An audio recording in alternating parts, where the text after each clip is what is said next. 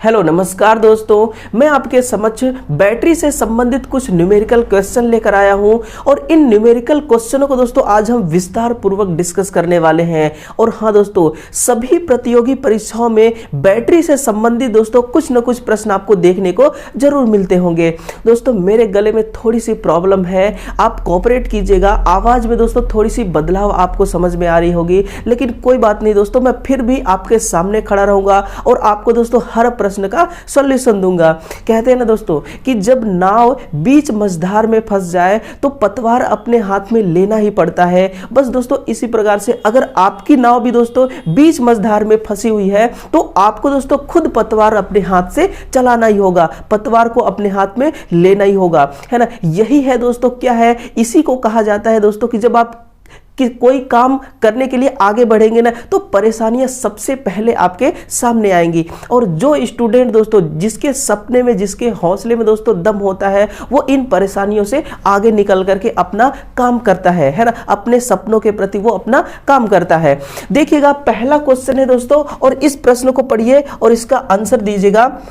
देखिए, कोई battery 8 ampere की दर से निरावेशित होने पर 90% घंटे की दक्षता देती है। 10 एम्पीयर पर यह 6 घंटे में आवेशित हो जाती है। पहले बताई गई दर पर यह कितने समय में डिस्चार्ज होगी। एक बैटरी है, सुनिए, एक बैटरी है जिसको हम 8 एम्पीयर यानी कि 8 एम्पीयर का लोड कनेक्ट करते हैं तो दोस्तों वो डिस्चार्ज होती है और उस समय जो उसकी घंटा की दोस्तों दक्षता होती है वो 90% होती है। कितना? 90%। अगर इसी बैटरी को हम 10 एम्पीयर लोड से कनेक्ट कर देते हैं तो 6 घंटे में डिस्चार्ज हो जाती है। आपको बताना क्या है कि जब हमने 8 एम्पीयर का लोड कनेक्ट किया था उस समय दोस्तों कितने घंटे में ये बैटरी डिस्चार्ज हो जाएगी, क्योंकि हमें पता है 10 एम्पीयर लोड कनेक्ट कर रहे हैं तो 6 घंटे में। अब दोस्तों आपको यहाँ पे टाइम कैसे बचाना है, आप अपना कॉमन सेंस लगाइए कि 10 एम्पीयर का लोड कनेक्ट कर रहे हैं तो 6 घंटे में ये डिस्चार्ज हो जा रही है, तो 8 एम्पीयर का लोड तो 10 एम्पीयर से छोटा ही है, यानी कि जो इसकी दोस्तों घंटा होगा वो 6 घंटे से तो अधिक होगी। अब ऑप्शन मैच कीजिएगा। ऑप्शन दोस्तों 6 घंटे, 6.75 घंटे, 1 घंटे या 5 घंटे। 6 घंटे तो निकाल दीजिए, ये किसका है, ये तो दोस्तों 10 एम्पीयर जब आपने लोड कनेक्ट किया उस समय का है। 1 घंटा इतना दोस्तों कम नहीं होगा, होगा तो अधिक ही होगा क्योंकि आपने लोड को घटा दिया। तो आंसर देखिए, वैसे तो आपका आंसर हो जाएगा 6.75 घंटा हावर। लेकिन आपको दोस्तों आपको कैसे इसको कैलकुलेट करना है, देखिएगा इसकी जो दक्षता है ना निकालने का सूत्र क्या होता है कि एम्पियर हावर किसका, डिस्चार्जिंग के टाइम, डिस्चार्ज के समय जो एम्पियर हावर घंटा है वो बटा एम्पियर हावर दोस्तों चार्जिंग के टाइम का, है ना, चार्जिंग के समय का। इस फॉर्मूला को अपनाइए और दोस्तों आंसर लाइए, है ना। दक्षता देखिए क्या होगा, सबसे पहले आप देखिएगा 90/100 आएगा।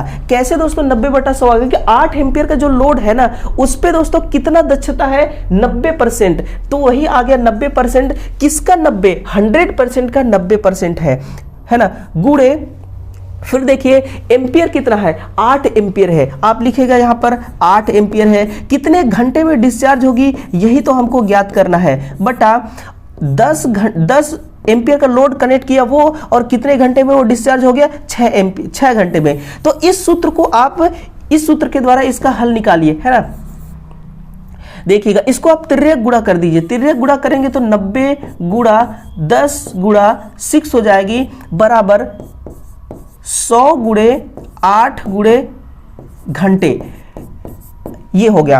अब जब आप इसको आगे सॉल्व करेंगे तो आगे कैसे सॉल्व करेंगे, देखिए 9 छक्का 54 कितना हो जाएगा, ये हो गया 54 और 2 जीरो और लगाइए, 2 जीरो बराबर ये हो जाएगा 800 गुणे घंटे, है ना, 800 गुणे घंटे। अब आप यहां से जब देखेंगे आपको घंटा निकालना है ना तो आप घंटे बराबर लिखेगा दोस्तों 5400/800, 5400/800, है ना। तो 2 जीरो से तो 2 जीरो आपकी कट जाएगी। अब ये कितने बार में भाग जाएगा, देखिए 8 छंग 48, 6 बार में बच गया, कितना, 6 बच गया, है ना। 8 छंग 48 बच कितना गया, 6। अब लगा दीजिए आप यहां पर पॉइंट, अब कितने बार में जाएगा, 8 सत्ते 56, 7 बार में, 8 सत्ते 56 बच गया 4, 8 पंचे 40, 5 बार में, है ना। ये हो गया दोस्तों 6.75। तो इस प्रकार से भी आप निकाल सकते हैं आंसर। कोई जरूरी नहीं दोस्तों कि हर बार आपको इसी प्रकार का ऑप्शन देखने को मिले, ये ऑप्शन ना भी हो सकता है ना। अगला क्वेश्चन देखिए, अगला न्यूमेरिकल क्या है। 1.5 वोल्ट वाले 10 सेल एक 4 ओम के प्रतिरोध से जोड़े जाने हैं। हर सेल का आंतरिक प्रतिरोध 0.2 ओम है। सर्किट में करंट कितना होगा। बहुत ही आसान क्वेश्चन है। पहला क्या बोल रहा है, सीरीज के लिए निकालिए करंट, फिर समांतर के लिए करंट निकालिए। तो देखिए सबसे पहले सीरीज के लिए आपको निकालना है। तो सीरीज के लिए दोस्तों करंट निकालने का सूत्र क्या होता है, I बराबर NE बटा R plus N into R। इसमें आप देख रहे हैं ना, जो स्मॉल n है ये बैटरी की सेलों की संख्या को बता रहा है, कैपिटल E बता रहा है दोस्तों इसमें वोल्टेज के मान को बता रही है, और कैपिटल R बता रही है बैटरी का जो लोड है, बैटरी का जो बाहरी प्रतिरोध है उसको बता रही है, और स्मॉल r बता रही है बैटरी का आंतरिक प्रतिरोध। तो आप देखिए सेल टोटल कितने हैं, 10 सेल हैं। 10 गुणे एक सेल का वोल्टेज है 1.5, R है दोस्तों 4 ओम बाहरी प्रतिरोध है, प्लस n का मान है 10 इंटू, देखिए स्मॉल r है 0.2। आप इसको सॉल्व करेंगे तो कितना हो जाएगा, ये 15 बटा, ये हो जाएगा दोस्तों कितना हो जाएगा 10 दूना 20, 2 4 2 6, कितना हो जाएगा 6। आप इसको अब सॉल्व करेंगे कितने बार भाग जाएगी, 6 दूना 12, 3 6 पंचे 30, ये हो गया आपका 2.5 एम्पियर करंट सीरीज के लिए। अब समांतर के लिए आप देखिए, अब आप देखिए समांतर के लिए, तो समांतर के लिए सूत्र क्या होता है करंट निकालने का, देखिएगा सूत्र वही रहेगा, क्या रहेगा वही, थोड़ा सा बदलाव होगा, है ना, एन आर इंटू आर, ये आपका फॉर्मूला बन जाएगा। आई बराबर ई बटा एन, सॉरी आई बराबर ई बटा capital R plus small r into n, ये फॉर्मूला आपका बनेगा। इस फॉर्मूला से अब आप इसको निकालेंगे। अब इसके अनुसार इसमें आप डाटा रखिए, ई कितना है दोस्तों, ई आपको मिला है, ई दिया गया है 1.5 वोल्ट, और कैपिटल आर है 4 ओम प्लस स्मॉल आर है 0.2 ओम, और एन है कितना 10। आप इसको सॉल्व करेंगे, देखिए 1.5 तो 1.5 ही हो जाएगी, बटा 4 प्लस 0.2 को जोड़ेंगे तो 4.0 हो जाएगी, और 10 से भाग दे देंगे तो हो जाएगा 4.02, है ना। आप इसको जब सॉल्व करेंगे, आगे भाग देंगे तो भाग तो जाएगा नहीं, आपको लगाना पड़ेगा 1 0, तो आप यहां लगा दीजिए 1 0। अब कितने बार में जाएगी भाग, 4 तिया 12, 4 तिया 12 और 2 तिया 6, 3 बार में 0.3 एम्पियर आ गया। आगे भी अब भाग देंगे तो और भी कटेगा 1-2 बार में, लेकिन 0.3 आपको फिलहाल मिल गया। अब मैच कीजिएगा, सीरीज में कितना मिला है आपको 2.5, और समांतर में मिला है 0.3 एम्पियर, है ना। तो सीरीज में 2.5, समांतर में 0.373 एम्पियर। जब इसको आगे और सॉल्व करेंगे ना तो आपको आंसर मिल जाएगा ये टोटल 0.373। तो इतना आसान क्वेश्चन है जो आपको दोस्तों एग्जाम में पूछ लिया जाता है, और दोस्तों आपको वहां पर आंसर करना होता है ना। अगला क्वेश्चन देखना, क्वेश्चन 3 है, एक 6 वोल्ट 120 एम्पियर घंटे के लेड एसिड बैटरी को 8 एम्पियर करंट की दर से 220 वोल्ट की डीसी सप्लाई मेन से चार्ज करना है। आवश्यक लैंपों की संख्या ज्ञात कीजिए यदि लैंपों की क्षमता 150 वाट है। लैंपों की क्षमता दे रखा है 150 वाट। देखिए इसके लिए आपको एक फॉर्मूला याद करना होगा दोस्तों, लैंपों का फॉर्मूला, है ना। लैंपों की संख्या के लिए एक सूत्र आपको याद रखना होगा। वो सूत्र क्या है, लिखेगा NE² बटा E माइनस EB गुणे W। अब देखिए इसमें से कौन कौन क्या है ये मैं आपको बता दूं। जो कैपिटल E है ये बता रहा है कि बैटरी को दिया गया जो वोल्टेज है उसके बारे में बता रही है। EB बता रही है दोस्तों बैटरी का खुद का वोल्टेज, बैटरी फुल चार्ज होने पर 6 वोल्ट दे रही है वो है, और W है क्या, आपके लैंप का वॉट रेटिंग। तो देखिए टोटल लैंप कितने हैं, सॉरी यहां पर IE होगी, यहां पर क्या होगा दोस्तों IE², है ना, IE²। इसको ध्यान रखिए।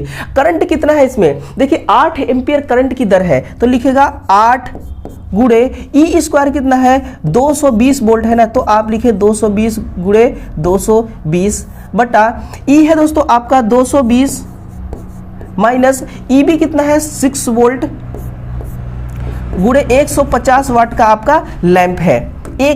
150 वाट का आपका लैंप है। अब इसको आप सॉल्व करेंगे तो सॉल्व करने पे आपको क्या मिलेगा, देखिए 22 बाई सम होता है दोस्तों 484, 2 जीरो और लगाइए, यहां पर लिखिए 8 बटा 220 में से 6 निकाल देंगे तो 214 बचेगी, गुणे 150 है ना। इसको आप छोटा बनाइए, देखिए 8 चौके 32, यहां लिखिए 2 हासिल 3, 8 अठाई 64 और 64 और 3 67 हो जाएगी है ना, हासिल 6, 8 चौक 32 और 32 6 38, 2 जीरो और लगाइए यहां पर।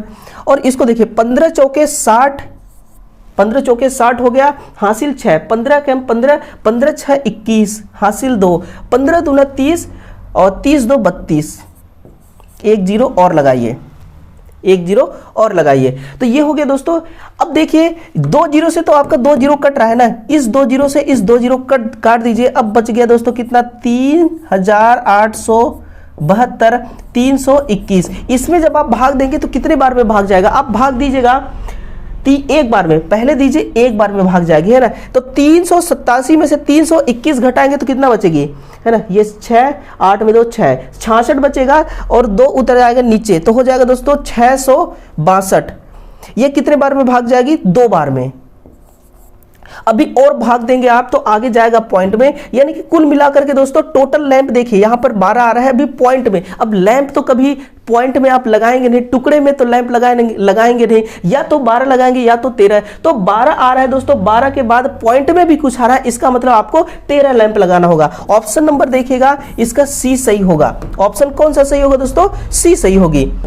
इसी प्रकार से आपके पास अगला क्वेश्चन आता है कि 20 सेल प्रत्येक 1.5 वोल्ट की ईएमएफ तथा 0.5 ओम आंतरिक प्रतिरोध सीरीज में जुड़े हुए हैं। बाहरी सर्किट का प्रतिरोध 24 ओम है। प्रत्येक सेल का करंट तथा वोल्टेज कितना होगा, ये आपको ज्ञात करना है। प्रत्येक सेल का दोस्तों आपको करंट भी ज्ञात करना है और वोल्टेज ड्रॉप भी ज्ञात करना है।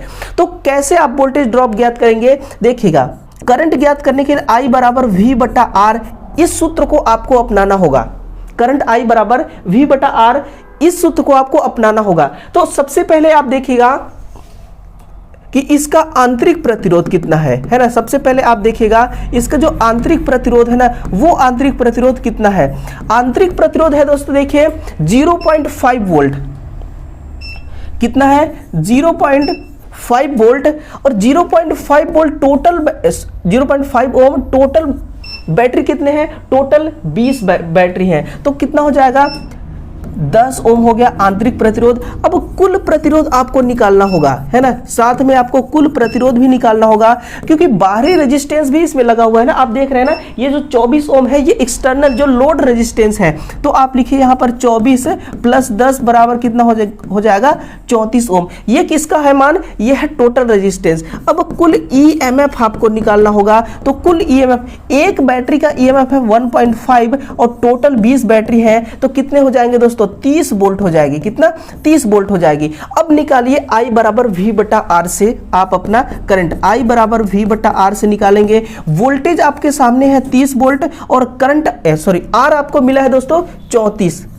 आप इसको जब भाग देंगे तो कितने बार भाग जाएगा, भाग जाएगा नहीं दोस्तों, आपको लगाना होगा 0।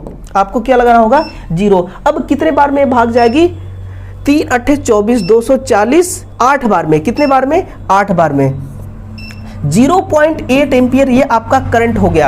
आपको वोल्टेज ड्रॉप भी ज्ञात करना है। वोल्टेज ड्रॉप V बराबर IR से आप निकाल सकते हैं। तो I कितना मिला है आपको, 0.8 आपको I मिला है। R आंतरिक प्रतिरोध है 0.5 ओम। कितना है 0.5 ओम। 8 पंचे 40 यानी कि 0.4, ये आपका क्या आ गया, वोल्ट आ गया। 0.4 आपका वोल्ट आ गया। दोस्तों मैंने पूरा इसका भाग नहीं दिया है, आप इसका टोटल भाग देख कर देखें है ना। तो करंट आया है 0.8, वोल्टेज आया है 0.4। 0.8 0.4 का एक ही ऑप्शन है, एक ही ऑप्शन है जो ऑप्शन नंबर सी में दिया गया है।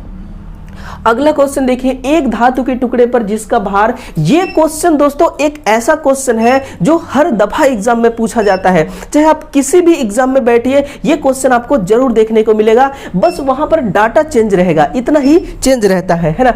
एक धातु के टुकड़े पर जिसका भार 100 ग्राम है, उसमें सोने की परत जमाना है। यदि गुजर रहे करंट की मात्रा 5 एम्पियर हो तथा इलेक्ट्रोकेमिकल तुल्यांक 0.00068 हो तो 20 मिनट में जमाए गए सोने का भार कितना होगा। एक यूनिवर्सल क्वेश्चन है। देखिएगा, आपको पता होगा दोस्तों m बराबर ZIT है ना। Z आपको दिया गया है 0.00068, I आपको दिया गया है दोस्तों कितना है 5 एम्पियर और T है 20। आप एक चीज ध्यान रखना, जो T है ना ये 20 मिनट है दोस्तों, आपको सेकेंड में बदलने के लिए इसको 60 से गुणा करना होगा तो कितना आ जाएगा 1200 सेकेंड आपका टाइम आ जाएगा। अब देखिएगा m बराबर Z है 0.00068 और I कितना है 5 एम्पियर और T है दोस्तों 1200 सेकेंड है ना। आप देखिए जब इस पॉइंट को काटेंगे, जब इस आप पॉइंट को आप कट करेंगे तो नीचे आएगा दोस्तों 1 2 3 4 5 जीरो है ना। अब इसमें से देखिए 2 जीरो से तो आपका ये 2 जीरो कट जाएगा और 5 काट देगा इसको 1 10 को, तो हो जाएगा ये 200 है ना। 200 में 5 200 बार में इसको कट कर देगा 1000 को। तो देखिए आगे इसको सॉल्व कीजिएगा, कितना हो जाएगा 68 गुणा 12/200, 68 गुणा 12/200, 12 ठे कितना हो जाएगा दोस्तों 96, 12 ठे 96 हासिल 9, 12 छंग 72, 72 10 82 होता है, फिर 1 निकाल दीजिए 81 हो जाएगा बटा 200।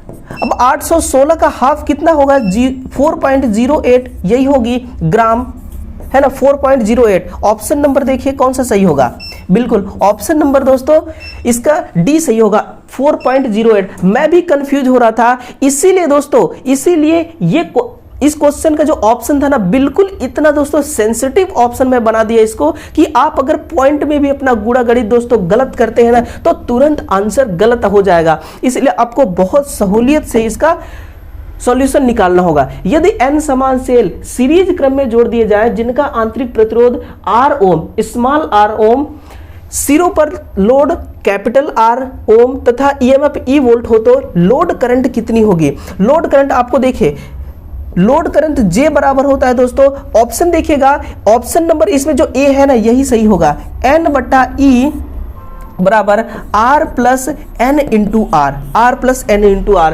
N है इसमें सेलों की संख्या और E है इसमें दोस्तों बैटरी का खुद का वोल्टेज और R है लोड का रेजिस्टेंस और स्मॉल r है ये बैटरी का आंतरिक रेजिस्टेंस होता है। तो ऑप्शन देखिए कौन सही होगा, ऑप्शन नंबर इसका A करेक्ट होगा। अगला क्वेश्चन देखना, क्वेश्चन नंबर 7 क्या है। क्वेश्चन 7 है कि n सेलों को समांतर क्रम में, अब देखिए सीरीज में भी है और समांतर में, दोनों प्रकार से दोस्तों क्वेश्चन आपके सामने आ चुके हैं। अब दोनों में से अगर कोई सा भी एक अगर पूछा जाएगा दोस्तों आपके एग्जाम में ना तो आप बेझिझक उसका आंसर सही कर सकते हैं, है ना। देखिएगा समांतर के लिए n सेलों को समांतर क्रम में जोड़ने पर करंट का मान बताइए। तो करंट का मान इसमें क्या होता है, ऑप्शन सी को गौर से आप पढ़िए दोस्तों, I बराबर NE/NR प्लस R है ना, ये इसका समांतर सेलों के लिए सूत्र होगा।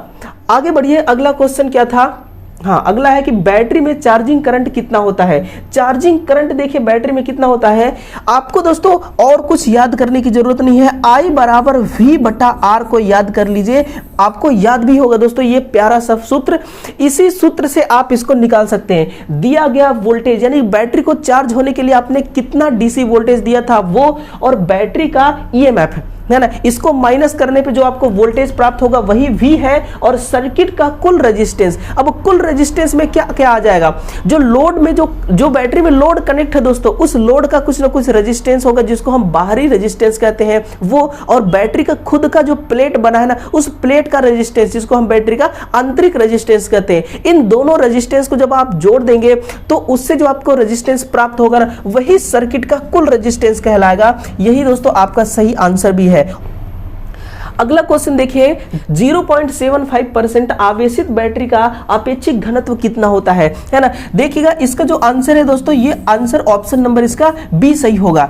लिखिएगा 0.75% के लिए पूछा गया है ना, इसके लिए दोस्तों 1230 से लेकर के होता है 1280 इसका अपेक्षित घनत्व, और 0.50% यानी कि हाफ चार्ज के लिए पूछा होता तब दोस्तों आप लिखते हैं 1200 से लेकर के 1230 इसका अपेक्षित घनत्व। 0.25 25% के लिए दोस्तों 1170 से लेकर के 1200 आपेक्षिक घनत्व। ये दोस्तों एग्जाम में पूछा जाता है आपको दोस्तों, इसमें से किसी भी परसेंटेज के बारे में आपको आपेक्षिक घनत्व पूछ सकता है। अगर दोस्तों आपसे पूछ लिया था कि डिस्चार्ज के टाइम पर कितना होता है ना, डिस्चार्ज के समय पर पूछा जाता है, तब आप लिखते दोस्तों 1110 से लेकर के 1140, कितना दोस्तों 1110 से 1140। और पूर्ण चार्ज के लिए जब पूछता तब आप लिखते दोस्तों पूर्ण चार्ज के लिए 1280 से लेकर के 1300 आपेक्षिक घनत्व होता है।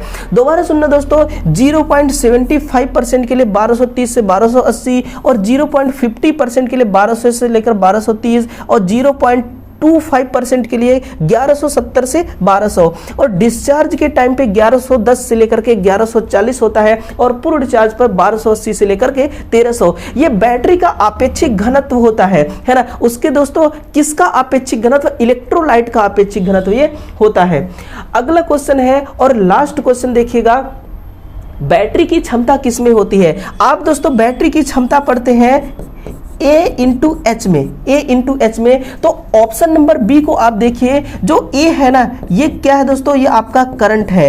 करंट की इकाई किसमें होती है?